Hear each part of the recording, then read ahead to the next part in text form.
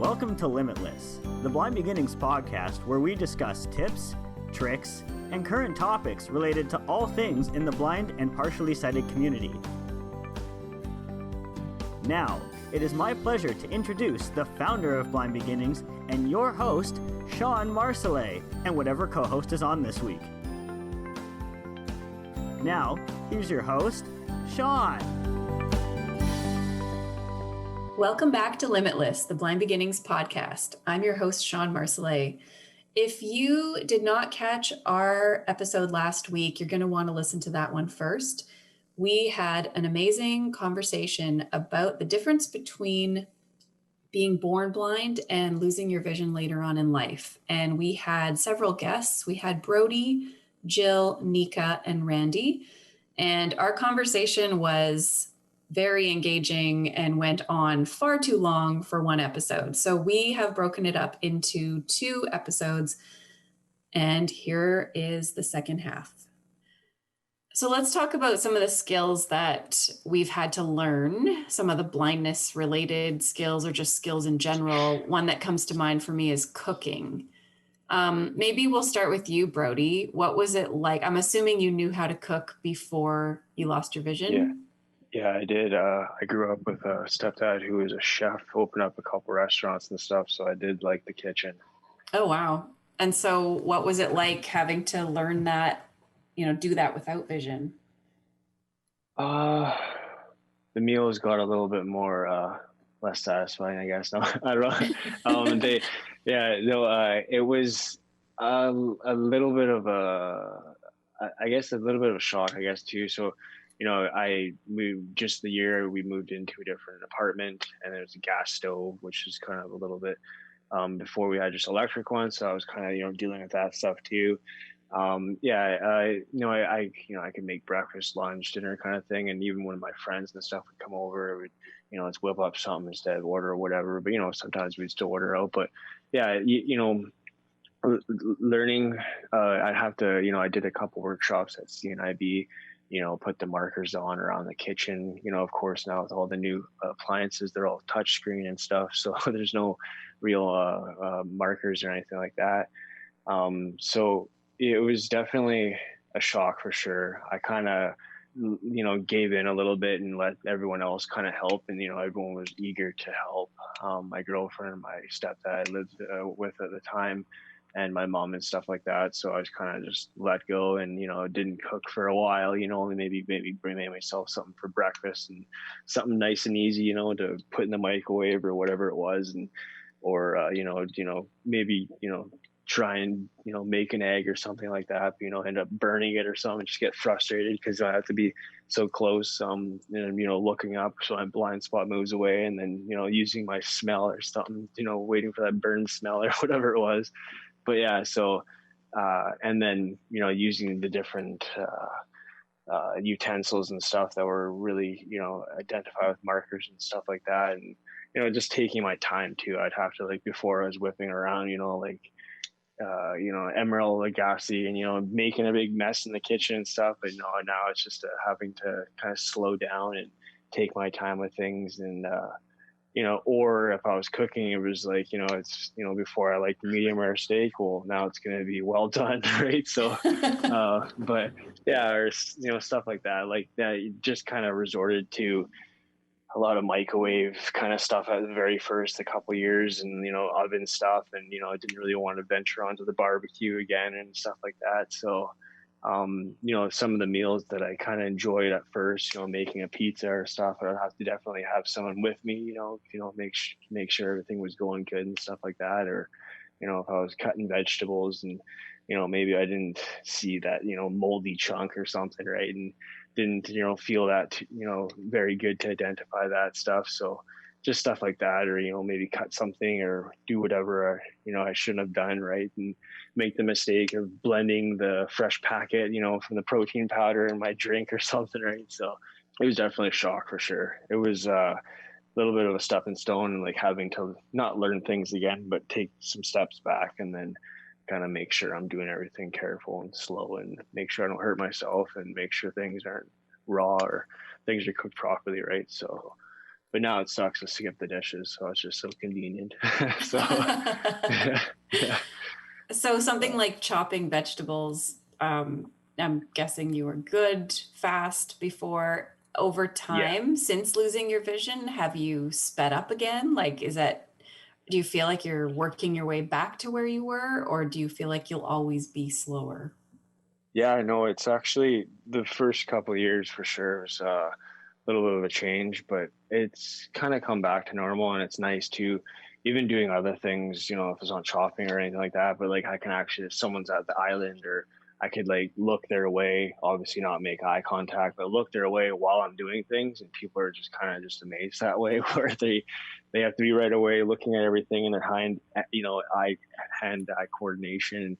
There's me, I'm just kind of looking at their direction, you know, stirring this or doing that. And it's like I told people who are dealing with the same eye condition and with some other support stuff that I was helping, you know, it's, you got to have the confidence in the vision you have, and then you got to use your eyes as like, or your hands as your eyes, right?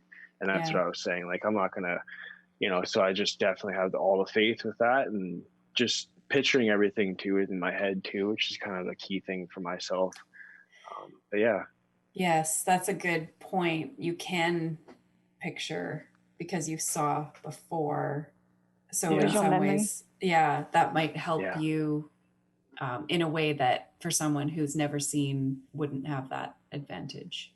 Like you've learned to use your hands instead of your eyes. I think that's a big shift that can happen Mm-hmm. when you're low vision, right? Where that you're struggling to see, to do something, and then you all of a sudden at some point realize I don't actually have to see to do this. I can do it in a more tactile way that's actually more efficient and Yes, faster. exactly.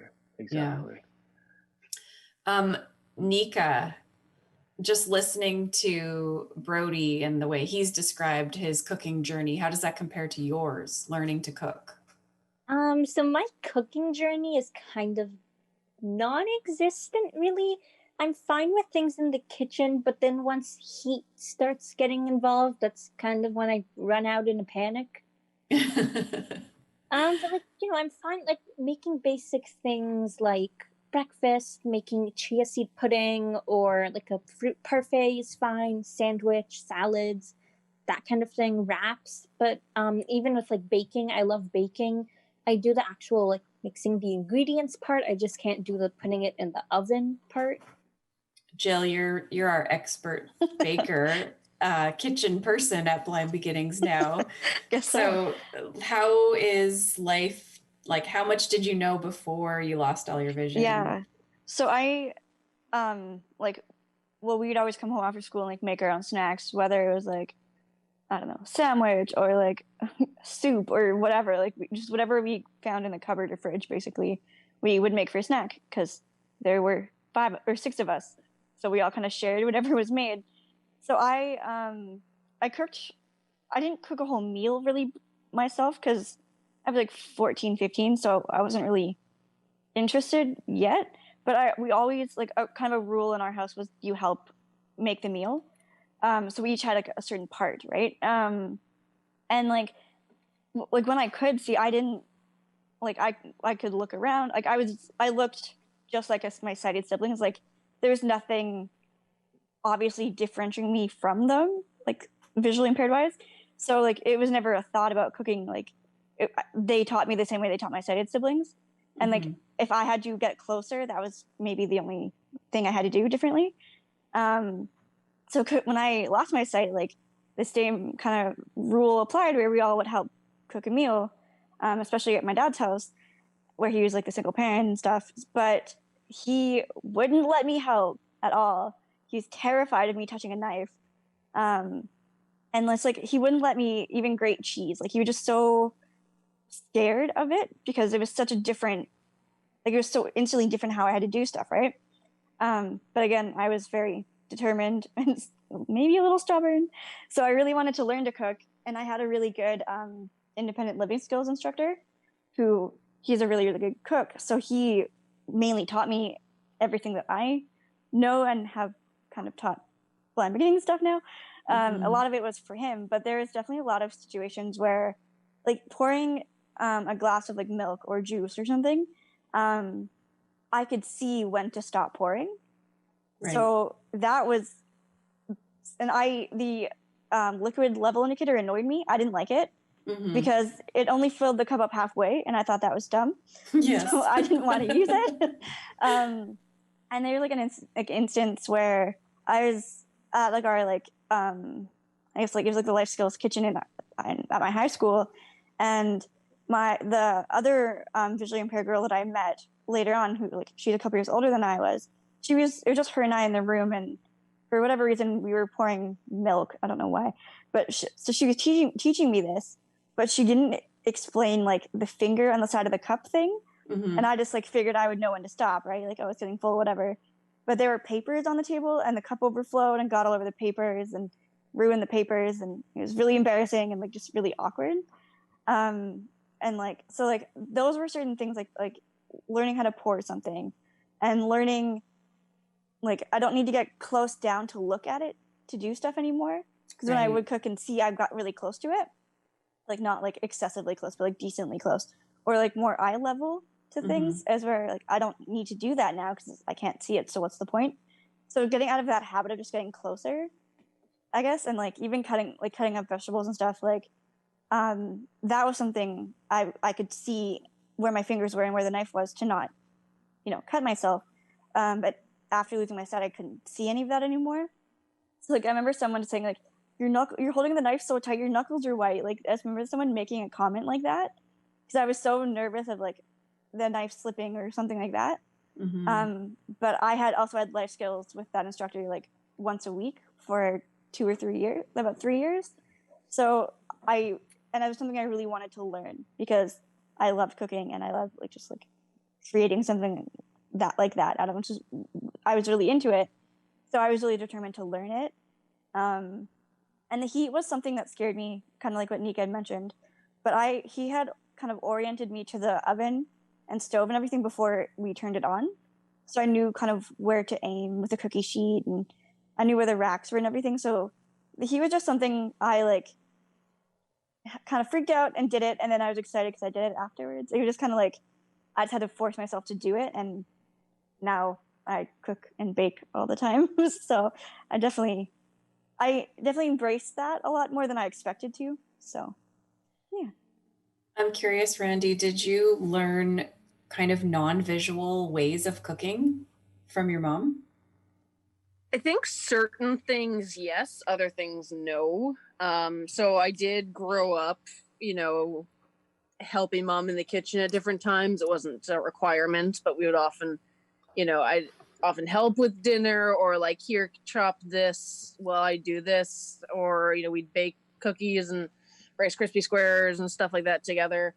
I think Rice Krispie squares is the one thing I don't have to even look at a recipe for ever. So we did it so much. And my mom does have a lot of her recipes either memorized, or she had certain cookbooks, and she used a Max closed circuit TV. So it was kind of like a computer mouse with a camera inside, and then it plugged into a TV so that it would magnify the print for her. But you're only getting like, depending on the setting of magnification, 1, maybe 2 words at a time as you're going across the page.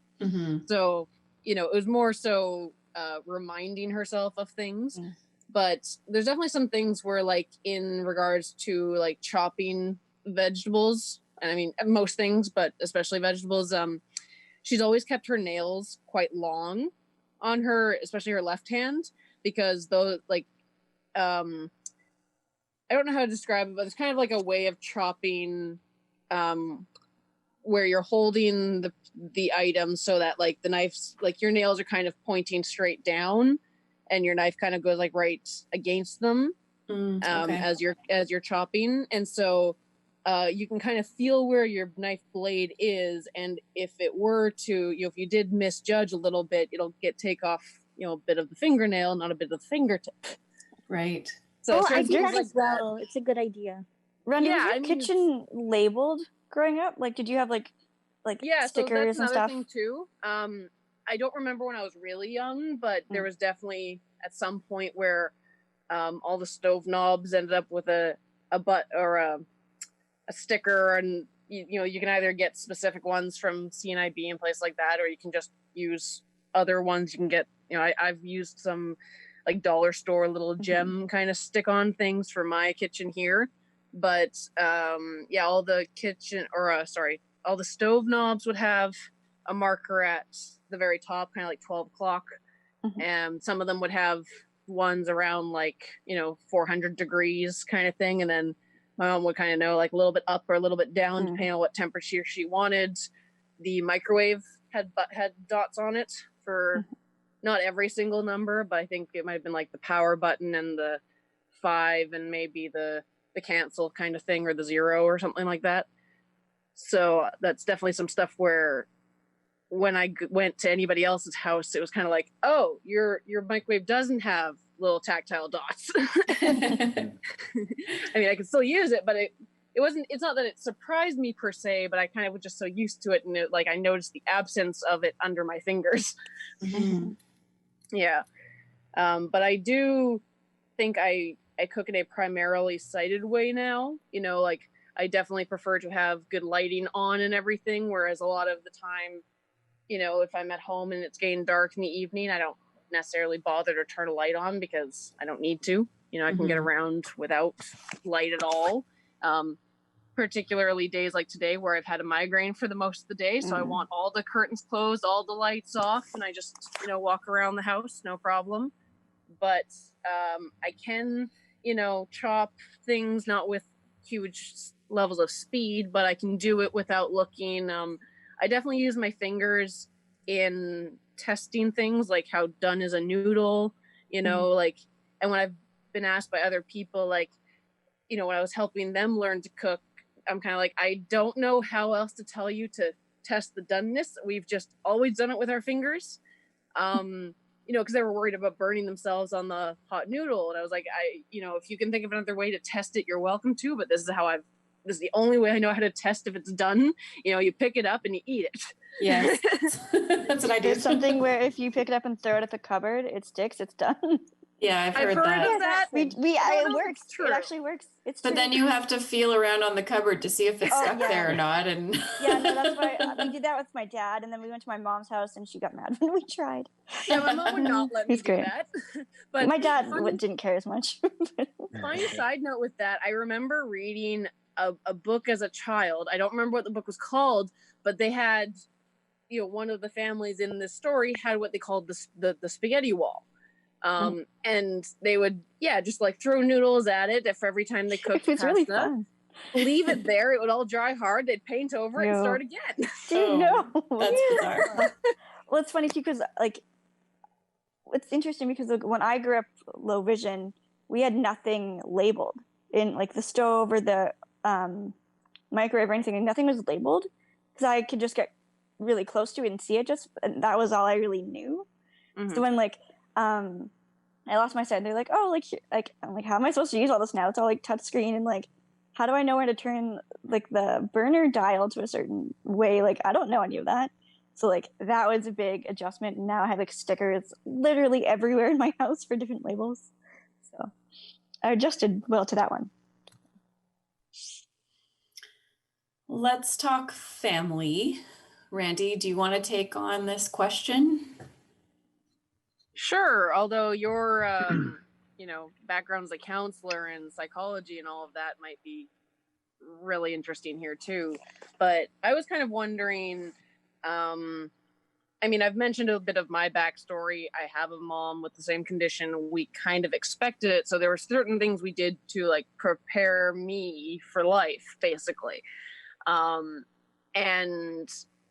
I'm wondering if you guys, if things were expected, what did the people around you do as, to gear towards that? If your vision loss wasn't expected, obviously that's impacted you greatly, but it's also going to have impacted people around you, and especially your family. And I'm wondering how, what impact that had, maybe how they dealt with it, if they had a hard time or an easy time, and how they supported you guys through that. So I think, like I said before, like, even though I was low vision, there was nothing, like, it wasn't, like, something that we always thought of. It was just like, it was my own, like, it didn't really affect anything. So I basically just grew up as a fully sighted kid. So like my family, like the only thing they ever did in relation to the low vision is they wouldn't let me play soccer in like a soccer league. And I was really mad about it like my whole life because all my siblings got to and all my friends. But because there was, like with my eye condition, retinal detachment is a very big factor. And we were always told that, I mean, I'm pretty sure this is common, but like if you get hit in the head, if I got hit in the head really hard with like a ball or something, my retina could detach. And that's why they never let me play soccer. But I was I fought them for years to play soccer. And I got to play for 2 years and then I lost my sight. So it's kind of ironic, but at least I did it. Was it because you got hit in the head? Like I did, but it was not related. That was just because I'm clumsy. So the soccer didn't cause it. No, the soccer did not cause it. I was just clumsy and got hit anyways. I'm a very clumsy person. I can fully relate to all of that because same thing, because I'm at higher risk. Like, to be clear, anyone with retinas can have a retinal detachment. You know, but I'm at much higher risk because X, Y, and Z factors. So I was never allowed to do soccer, judo, you know, impact like sports, nothing, you know, and it's not like, I mean, I've been hit in the head with basically every sports ball you can think of. I've been hit in the face with the basketballs, volleyballs, tennis balls, lacrosse balls, although it was like the school-friendly gym lacrosse balls, so they're kind of bouncy, not solid. Dodgeballs hurt too, I can tell you that one. Yeah, like, soccer was the one. I'm a very clumsy person.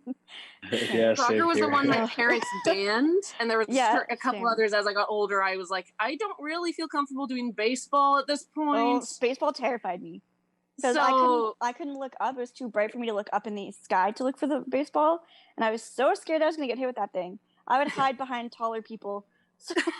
That's not hard. Jill's pretty short. I'm like 5 feet. It's pretty easy. I got hit so much with basketballs. I don't. Like, those hurt. In high school, everyone's favorite thing to do was like walk in the hallway, dribbling a basketball, throwing it, and it would like hit me in the head. Oh, jeez. Can you not? Can you like keep it in the gym? No doubt. Yeah. But like that was kind of the only thing my family ever did, like. We were aware of is that if I got hit in the head too hard, I could lose my sight.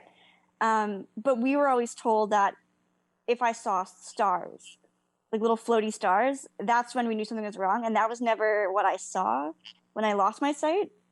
So we actually didn't know for like 2 or 3 weeks what was going on because I saw like everything just kind of got really blurry instead of like stars. So we weren't very prepared for anything like that growing up.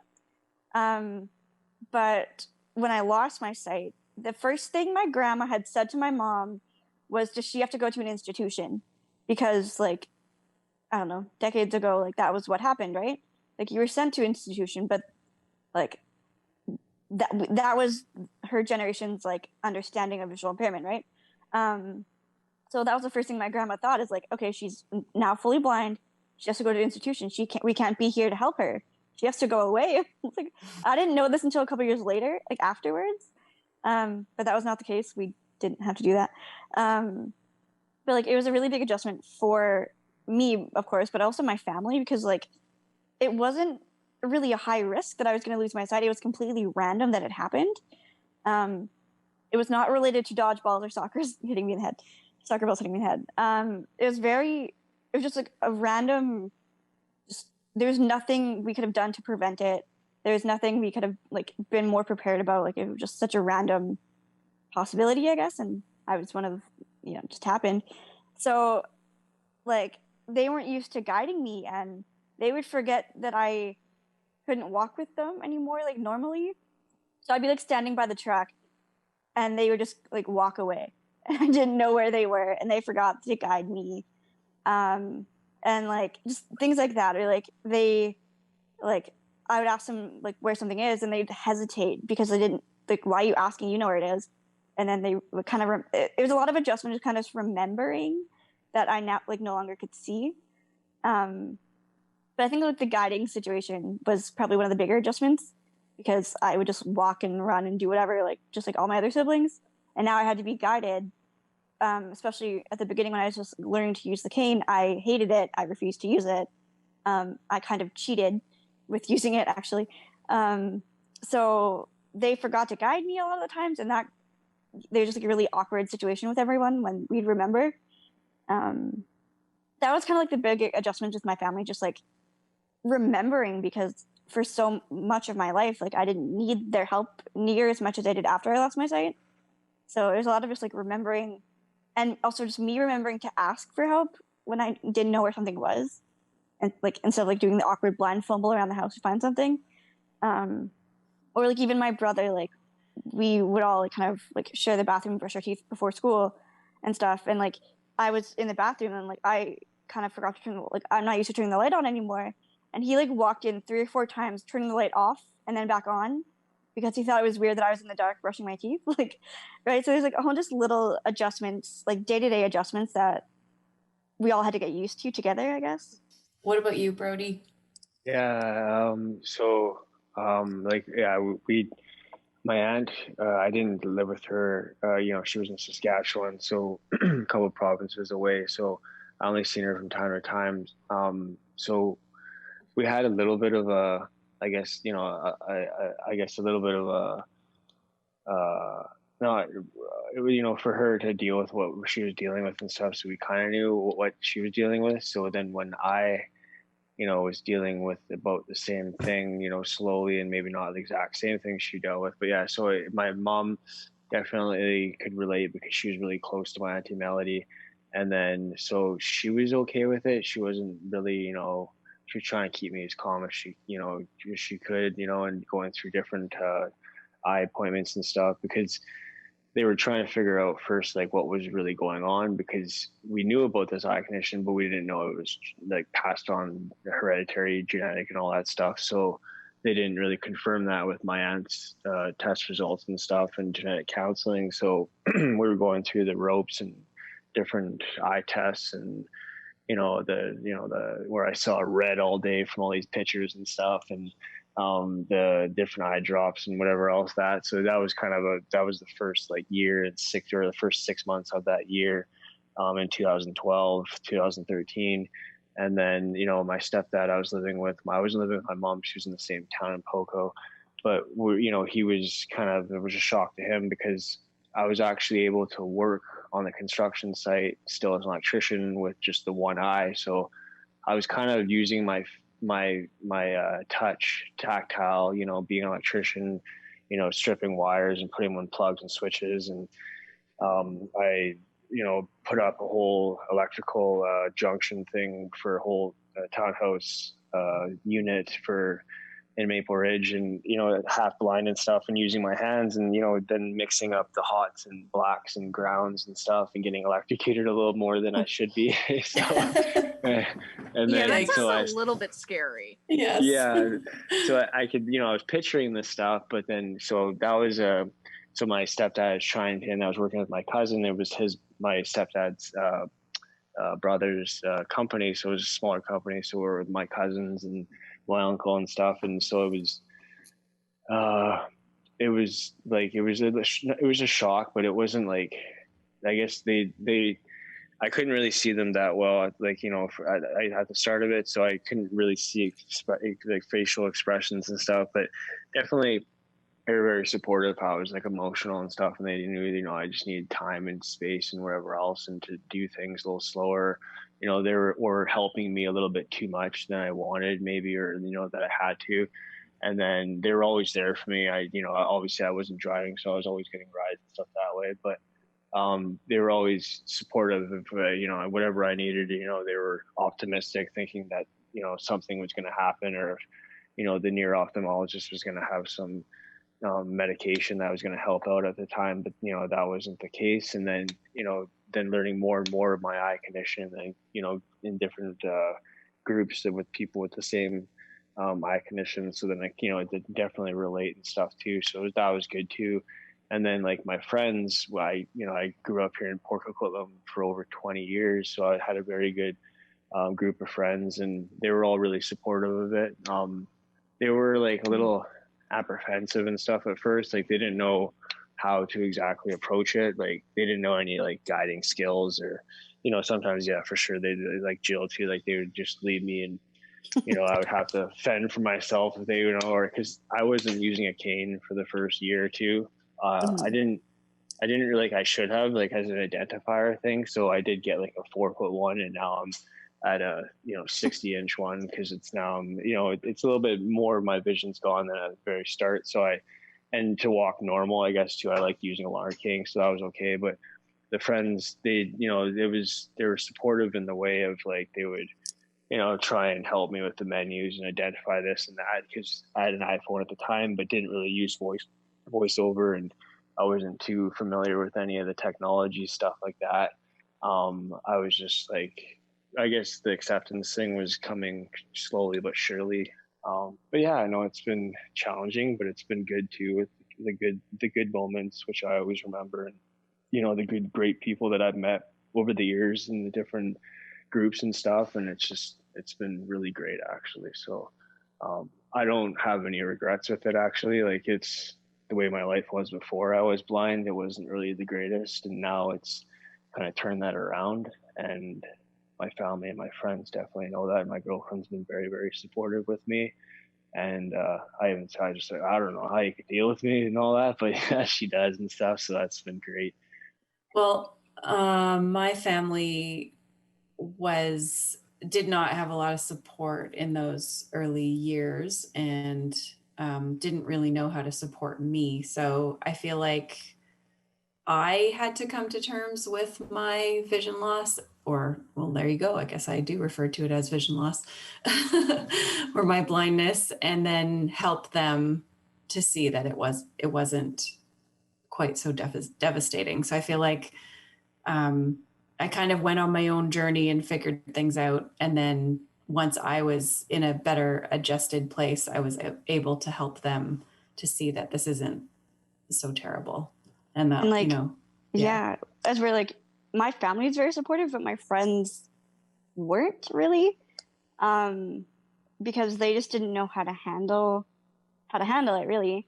I actually had a couple really good childhood friends who so basically just stopped talking to me, just because look, I was going through so much at the time, and then I just go from being a kid in a group who can see and do everything they can to all of a sudden just being there with a cane and having to do everything so different that they had a really hard time. They didn't know how to support me, I guess, and they just didn't know what to do because it was they've never been around a blind person before, and so I don't know, just kind of ended up losing a few friends because of it, which is really awful when you're a teenager in high school and you have a good solid group of friends, and then they all just they don't know what to do, and instead of me being even having the chance to explain to them what was going on, they kind of just disappeared.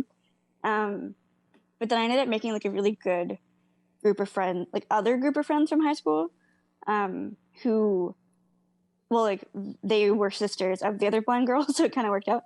So they kind of knew what it was like in a way. So they knew how to guide, and they weren't weirded out when I would fumble around or do something differently. So I kind of ended up making a different group of friends. But again, I had my twin sister the whole time, so she was always kind of there as a buffer in a way. So that kind of helped a lot, having my sister in the same grade. So do you think now looking back that maybe the new friends you made were more solid friendships than those friends you had before? Yeah, not all of them. Some of them were just after high school, you kind of just drift apart sort of thing, right? But a few of them have definitely been really solid friends who've always stuck around. I actually ended up reconnecting with one of the childhood friends later on anyways. So that kind of all worked out in the end, sort of. Mm-hmm. But I don't know, they kind of there's one very solid friendship for sure out of that, I guess, newly found group, that we have been really, really close ever since. So kind of her being that good of a friend and sticking around and just always being there kind of made up for all the other people who left. So yeah, it wasn't it wasn't as big of a I was really annoyed because my sister had a really good big friend group, but then because of the vision loss, I no longer did. So that was a big thing. Like, why don't I have a big friend group when she does? And like, I should be like her and blah, blah, blah.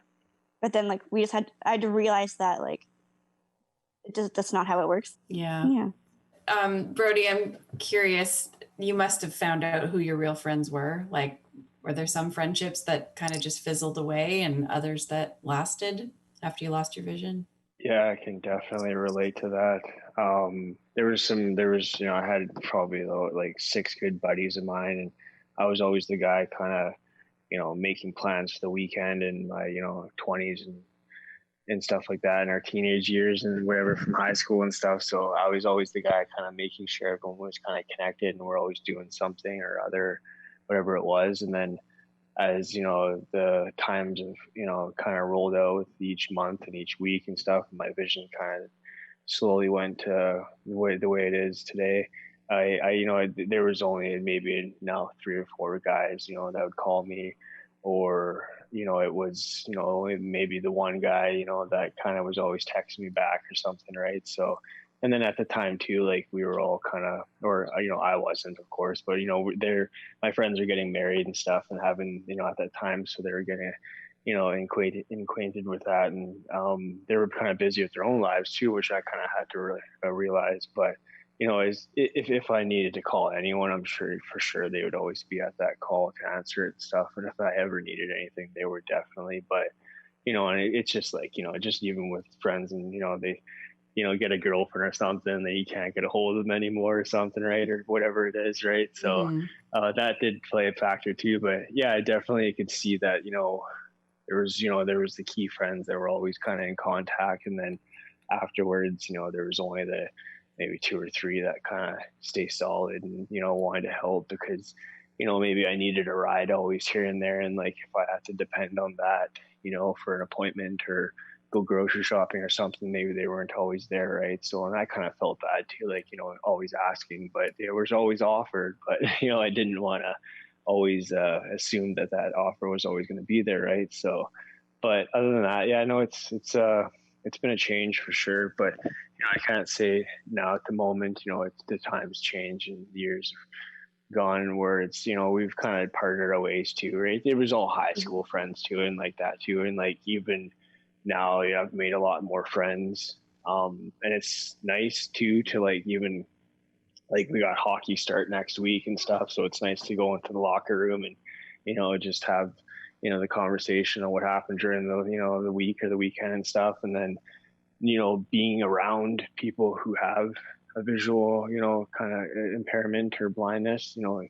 it's a lot more comfortable. So like you don't have to there's not that kind of question mark, or they're always, because a lot of my friends too are always curious, like asking, or what can you see, or what can you this or that, or how do you do this, and it's like I was okay with always explaining stuff and too, but I wasn't always like up to like having to do it all the time. It's like, but Yeah.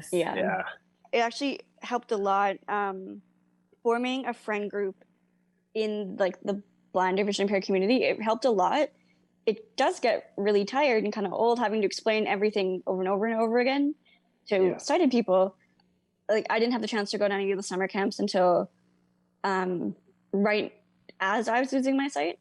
So like it was actually kind of nice for me to be able to, as I was losing it, or like shortly before, I had my first experience of like a blind camp where there were so many different levels of visual impairment that I'm like, hey, like there people are like me, and like, oh, they are fully blind, and like then like a few months later that was going to be my reality. So I think just having like being able to experience that for the first time, and then just like from those summer camps forming a really solid friend group in the visually impaired community helped me out a lot, because they got it. Like they knew what I was struggling with at the time, and they like, here's try this, it might work better, right? So like I have a lot of really, really good visually impaired friends, and I've formed really good friendships with sighted people like as I've like after, or as I've been blind for quite a few years now, I guess like 10 years, I've made, like I was really frustrated because it took me a long time it felt like a long time to make sighted friends again, because like I have a few friends back in my hometown, but like I'm here in the Lower Mainland most of the time, so I don't see them very much, so we kind of lose touch. but like at university, I've made like a few really solid sighted friends, I guess. And for whatever reason, it was really important for me to have sighted and blind friends. Just because like from being able to see and then not, and then losing that sighted friend group and now forming it again, kind of it all kind of got to where I wanted it to be with friends and like having a friend group and stuff. So it all kind of worked itself out, I guess. I totally agree with making visually impaired friends was like hugely important for me too. As a teenager, going through my own adjustment to my vision going away, and I was just about to call it vision loss again. But yeah, like going to camp when I was a teenager, still having, being considered low vision. I didn't use a cane at that point either. And meeting friends that were totally blind and realizing that they were still normal and they were still smart and they were still interesting and talented and they still planned to go to university and they had all the same kind of goals and dreams that I did. And I didn't have to give that up. Like losing more vision wasn't going to mean losing more of my life. Because I think that's what I believed at, when I was really young. So same, yeah. I say that to parents all the time, like the best thing you can do for your child really is connect them with other kids like them, just to know that you're not alone. And you're so right, Brody. It's just like it's just so much easier to be around the blind friends, right? It's like it's refreshing almost. It's like you can just be, and you don't have to like, you don't have to answer any questions. You don't have to prove yourself to anyone that you can do things. Yeah, totally. Yeah. No, I totally get that.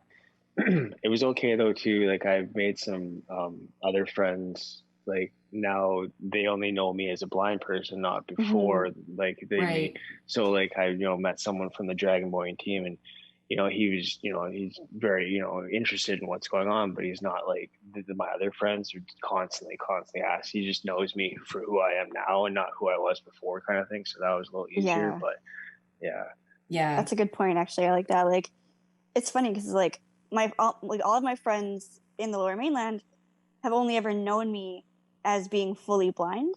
They know that I could see before, but they never knew me then. So it's almost funny, like when I go back home to like Dawson, it's like I'm stepping back in time almost to like everyone knows me and like they knew when I could see. So it's almost like stepping back in time to my sighted days and then coming forward when I come back to the Lower Mainland to like my blind. It's so interesting that way. But that's an interesting point because for me, I feel like as the more confident I've become or the more comfortable with my blindness I've become, the easier it has been to make friends, sighted friends. And, like, I don't know, like becoming a parent, I was so insecure as a new parent and being the only blind parent really in my own circle and feeling like I had to prove that that I deserved to be a parent or that I could be a parent, and then as I kind of like figured out parenting and realized, I can do this, then I became more confident. And then all of a sudden I started to make parent friends, right, with other parents. So I don't know. It's interesting as we evolve and feel differently about ourselves, what we put out to the world. The things that like the way that I would meet people or like the way that I would act in certain situations sighted is very different than how I do it being fully blind. Like sighted, I had my group of friends. I didn't really care. Like if I met new people, awesome, but I wasn't like purposely trying to meet new people. As we're like being blind and like again moving to to a big city and everything, I didn't really know a lot of people, and I'm like social enough to like throw myself into a conversation.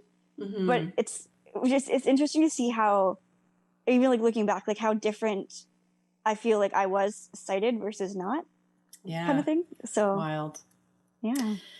Well, you guys, I mean, we could talk all night, and we have. I have one final question, which is kind of a big one, and I'm curious to hear the varying answers. So, if you could get your sight back, if there was an operation, some magical cure that you could get your sight back, would you go for that?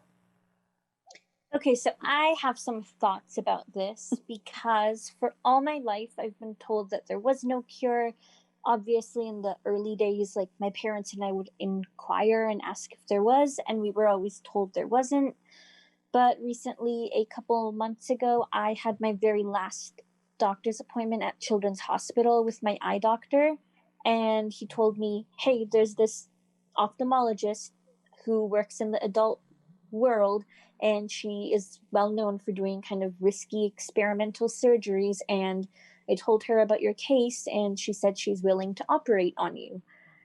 And, you know, I don't know enough information about this. I don't even know the success rate. I don't know what this procedure involves. I haven't seen this doctor yet, but basically, there's a chance they could significantly improve my vision to the point where, like, you know, my vision, like I could even like maybe, you know, read print better than I can right now, but it would only last for about 30 years, and there's a pretty significant chance that my vision would get worse. And it's a really big decision, but for me, I think I really want to have this surgery and procedure done, just because I know I'm the type of person who, if I don't do this, I'll keep thinking, what if it's meant to happen? And I do think that things kind of happen for a reason. And I think that this opportunity was presented to me because it's something that, you know, I was meant to know about and meant to do. And I just don't want to be left wondering. And, you know, if I do end up losing my vision, like completely, and if my vision gets worse, then I might be sad in the beginning, but I have a support system. I can call Jill at 3 a.m. and cry about my problems. But yeah, so like I think either way, if my vision improves, yay. If it gets worse, then, you know, I have a support system and I know I'll be okay. Cool. Yeah, for me, being like from going, well, like I have still low vision, but I had very, very good sight compared to what I have now. Like, so from going from being able to see quite well to nothing, like I've been in both quote unquote worlds. And I've adjusted very, very well in the last 10 years. I'm very, very proud of how far I've come with it all. Whether it's university, learning to be independent, moving to a big city, et cetera, et cetera. I'm very proud of all of that. But it honestly, it comes down to that I simply just miss it. I miss being able to see the sunlight, and I miss being able to see people. I miss being able to see like nature, and I miss seeing phantom lights have colors, but like real colors. And I just like, it's gonna sound kind of vain, but I even just miss seeing my face in a mirror, like that, like just little things like that I miss seeing. Like I think it's just the day-to-day, everyday things I miss seeing. But so I would say yes to getting a surgery. However, I would be perfectly happy, and I would love to even go back to the sight that I had. I don't want, like, because if I went back, or if I got a surgery and had perfect vision, that would be just one more huge adjustment that I have to go through again. And I've already done this once, right? Like, and it was a lot to go through to adjust to seeing everything, to seeing literally nothing within 6 months. That was a huge adjustment. And I don't really want to go through that again if I can help it. So, like, if I go back to the site that I had before, it wouldn't be as much of an adjustment because I have that visual memory. It would pretty much like, I don't need to grab a cane anymore. Oh yeah, like that would be pretty much it in theory. So as we're like going back, like if I had full perfect vision, that'd be awesome. But I've never known how to see out of both eyes, right? So I would just be happy getting a surgery that would give me the sight back that I had before. Yeah, you just want what you've lost. Yes, exactly. Yeah. Because I just, like I said, simply just miss seeing everyday things. So. What about you, Brody? There is a couple. I don't know if it's surgeries, but there's gene therapy and there's a drug called Adventitious you can take, but it's only in the first year, or I think the first 3 years you should be taking this stuff. And I didn't take the chance. I know a fellow that did, and a couple other people that did take the Adventitious and stuff in the supplement. But they didn't see any results right away. And obviously every one of us are individually different. And, one thing could work better for others than another thing could. So I didn't take that avenue. I didn't go down that route. It's a gene therapy injections. It's all kind of experimental and stuff, right? So it's, and then I was wanting to, when I first started losing my eyesight, it was like, oh yeah, 10 years from now, there'll for sure be some bionic eye, and I'm definitely going to get that. I'll be seeing like Terminator, no problem, right? So I got 2 more years, so I'll be waiting for Neuralink or something, right? Or whatever it was. But it was actually something in the process. Yes, right. So, but then, then like I was saying to myself, so, then through with technology advancements with medicine and whatever it is, and like I just don't want anything for any side effects or anything like that. And if there's like 100 people that have had it for a certain amount of years and stuff, sure, but I don't but if there is definitely some kind of surgery, because it's my optic nerve that's the issue, not my eyes or brain, right? So if there is something, for sure I would definitely take it. It'd be good to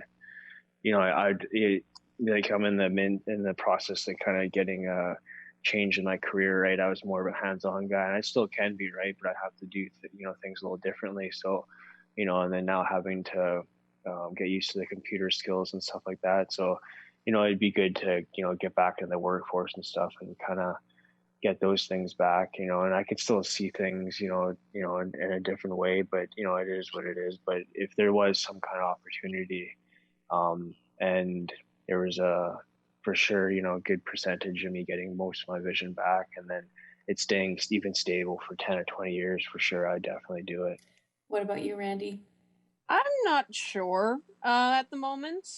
To my knowledge, there is no such surgery at this point to do anything for me, because, like I mentioned before, it's pointy shaped eyeballs and really thin stretched retinas. They can't.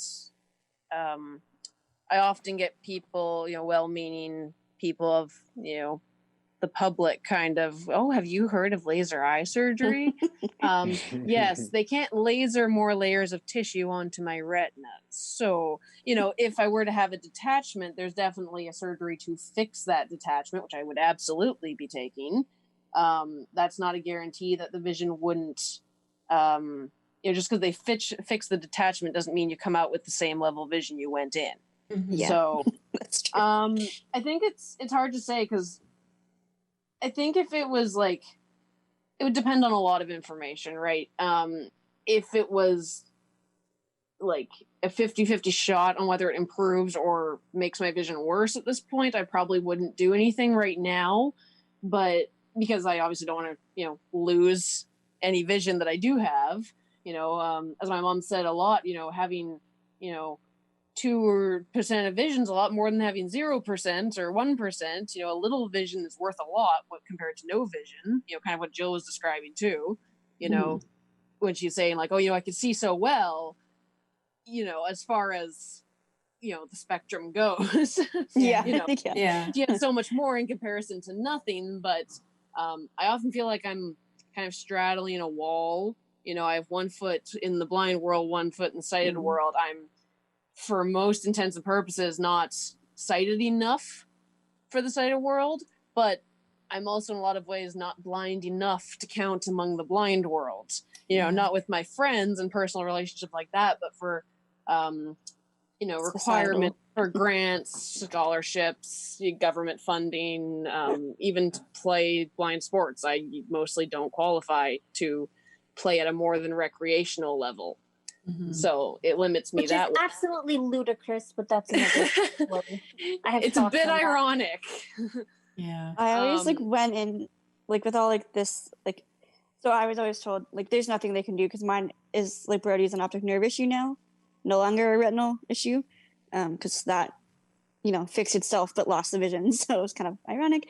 But with all these there's always this talk of I don't know, bionic eyes and all these surgeries and medication and brain implant chip things and whatever. There's all these things people talk about. But with my entire eye experience, vision loss experience and everything, my mom had always told me no expectations, no disappointments. So I always went into an eye checkup with no expectations. So if there was an eye surgery, I wasn't disappointed. And that's also how I'm viewing these potential, like, well, if there's any surgeries one day to fix my optic nerves, I don't want to get my hopes up and then have it not work. And then, like, you know what I mean? Like, I don't want to risk that emotional upheaval again. So like with having no expectations, no disappointments, that helps me, like, going in, like, reading about all these eye surgeries and like, sure, if it happens, it happens. And if it's safe and is a success rate and I'm not, like, it's not going to make anything worse, because yes, I have phantom lights and they're weird and annoying, but it's still technically something. And they're kind of weird and fun.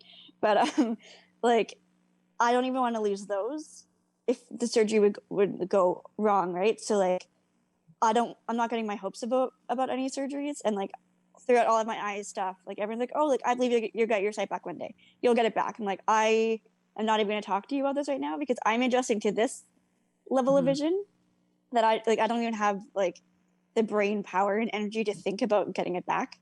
But now that it's been 10 years and I've dealt with it and adjusted, like, it's definitely a possibility, but I'm almost scared to get my hopes up. So that's why there's the no expectations, no disappointments thing I got going on. I think that's definitely kind of a good way to look at it. Yeah, you can't really be disappointed if you don't get your hopes up. Because my vision is expected to get worse, I mean, that's not guarantee it will get worse, but based on my mom as our main example, it will probably get worse. I'm kind of set up in my head for that. I obviously expect at the time it'll be an emotional adjustment, regardless of no matter how prepared you are for it. I don't think you can really prepare for it. So I think later in life, if my vision did get significantly worse, and there was something we could do about it, then I would probably look into something. Another example too is like my mom, she's been blind in her left eye, right eye. You're confusing me, Jill, because I think you have Sorry, opposite I know I'm the opposite of your mom. but anyways, my mom's been blind in one eye for many years. People often ask her if there was some kind of like eye transplant, which they can't do yet because your optic nerve connects to your brain, and that's kind of an issue. If there was something, would she go for it? And she always was kind of like, well, you know, that blind eye it can't get any worse. So sure, might as well try it. Right. You know, so I think it would depend on, you know, the procedure itself, the likelihood of it getting better, worse, or nothing changing, and the stage I am at with my vision at that point. So right now, would I jump on something? Probably not, but maybe. And then later in life, more the likelihood percentage kind of goes up. So, what about you, Sean? Yeah, I don't know. I lean more towards no, I probably wouldn't. And I mean, I don't think I would have had the life that I have had if I wasn't blind. I don't think I would be the person that I am. I don't know how I could stay involved with Blind Beginnings in the role that I have if I was all of a sudden sighted. And I guess I feel like I have gained more than I have missed out on. Once I adapted, once I adjusted and accepted and began to sort of like, I actually see my blindness as a gift.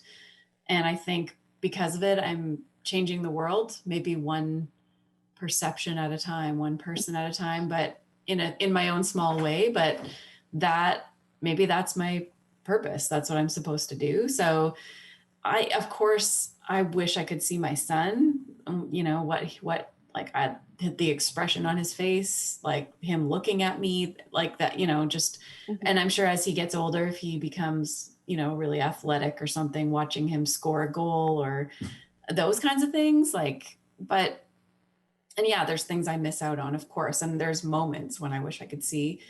You know, it's not like it's always just awesome and great. It isn't, and it can be really hard, but then I've learned so much through those challenges. So I don't know. I don't pay attention to advances in medicine, and I'm not part of, you know, I delete the emails from the Foundation Fighting Blindness. I don't like their philosophy. I just delete them. I don't care. I don't stay up on that. I'm not my parents told me that when they were told of my eye condition, they were told don't expect a cure in her lifetime.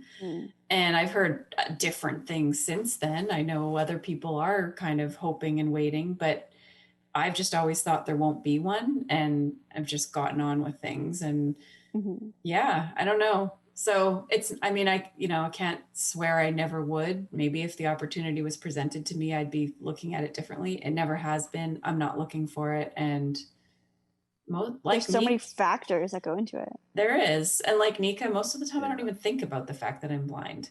It's not until it's usually a stranger that interacts with me in the world in a way that reminds me, and that bothers me, but it's more about how they view blindness that bothers me. It's not that I can't actually see. The other person's perception. Yeah, exactly.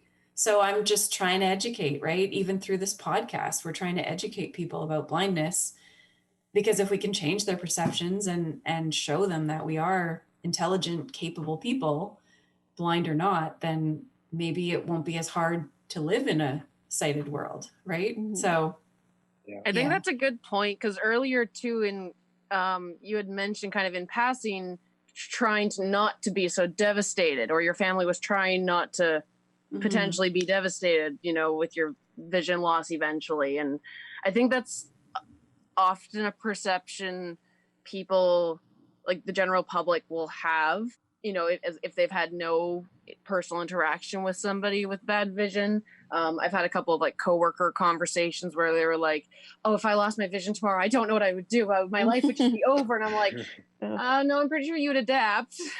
That would just be it. I couldn't, it was a little bit dramatic, but when parents potentially are told like, hey, your newborn child is or is going to be blind, they might, it's kind of like a shock and a hit, to a blow to the system, and probably have to kind of get over that first inclination of devastation for the potential future. Yeah. And I think, as you were saying, like, trying to share and educate and, make other people aware it's not this huge devastating thing. It's not the end of their life and their independence and the things they can do. And to quote a fairly well-known song amongst us by a fairly well-known artist, Terry Kelly, we are trying to, changing what it means to be blind. Yes. And on that note, I feel like we have, like, if our listeners are still with us, thank you for staying with us, because this has been a very long conversation that we've had to break up into multiple podcasts. But thank you so much to all of you for being here tonight for this conversation. I think it's been very, very interesting, and hopefully has opened people's eyes to the diversity of and the difference between, those of us who are born blind or visually impaired, and those of us who lose our vision somewhere along the way, and those of us that are hybrids. It's my favorite term, Sean. Blind Beginnings is officially going to trademark that term. Yeah, we are. I'm adopting it. Okay, cool. So thank you to all of you for being here. Thank you. Oh, thank you. And remember, you can send us an email at limitless@blindbeginnings.ca with topic ideas or questions for our Ask Abby feature, where Blind Beginnings youth answer your questions about blindness and visual impairment. Thank you to those of you who've already submitted your questions. We just need a few more, and then we'll run another one of those episodes. This has been Limitless, the Blind Beginnings podcast. I'm your host, Sean Marcellet, and please join us again next time.